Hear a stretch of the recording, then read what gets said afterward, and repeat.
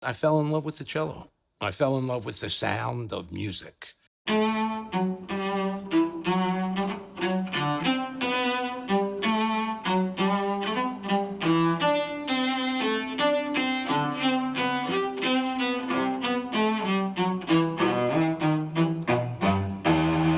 The first time I was ever in a recording studio, I was probably around 13 years old.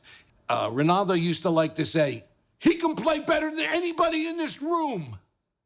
He was impressed with that this little kid from Kensington, he called my father. The night he met me, he called my father at dinner time at the house and said, you got a champ.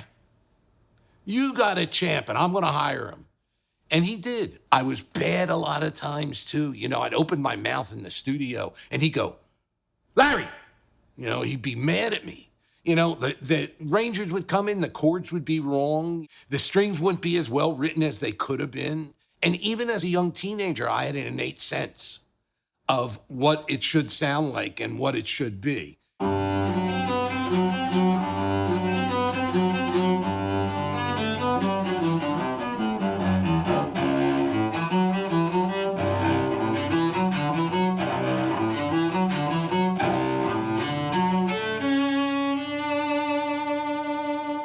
Those days, they paid you about $25 cash a record. And it was a lot of money in those days. So if you played a couple records, you walked away with $50, $75. For a 13-year-old, that was a fortune. My father used to call me the Baron.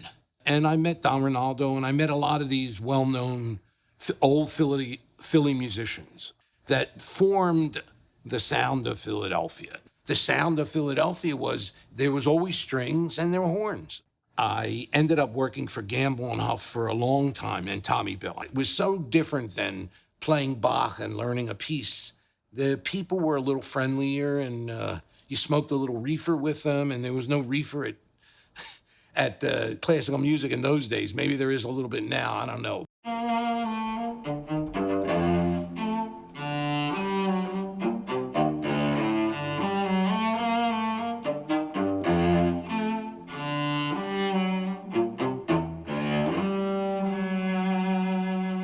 I realized that I was part of this historical Philadelphia sound in the early 70s that I knew was going to last for a while.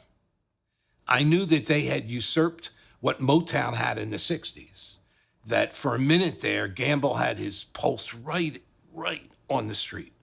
I mean, everything that came out of Gamble, Huff, and Bell was a hit. Everything. I mean, once a month, they scored a top 10 record. We became MFSB, the house orchestra of Gamble and Huff. I think Gamble was proud of the fact that this was white and black. He understood that this was a homogenized version of what the world, what he envisioned of the world. You know that when someone like Gamble and Tommy and Leon first got in this record business, there were black unions. They couldn't even join the white union. There was a white musicians union and a black musicians union. That's always been shocking to me.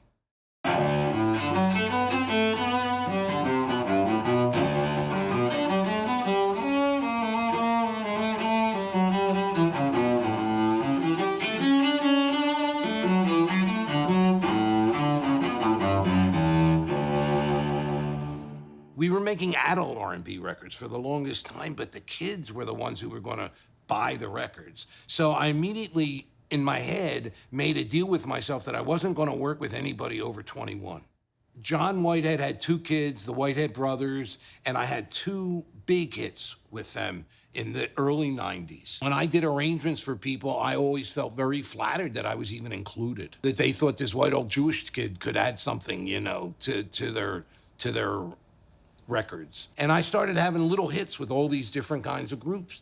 And the studio started growing. And all of a sudden I had the Roots there, and then I had James Poyser there, and I had all these really talented young people. When I say producing, they had the ideas or the songs, and I was help dressing them. I'm like a tailor. It was like an arrangement. I would do an arrangement for them. I have a hippie ethos.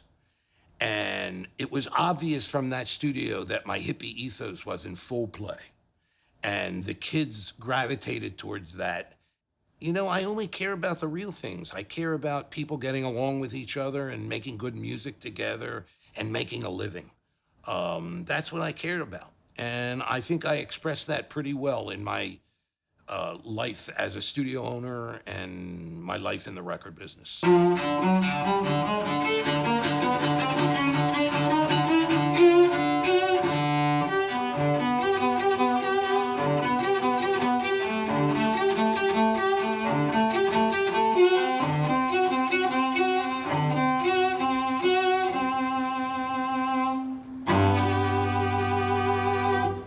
One of my great mentors, I used to have his picture facing me. Have his face down now because until I'm playing to the way I want, then I'm going to put his face back up again.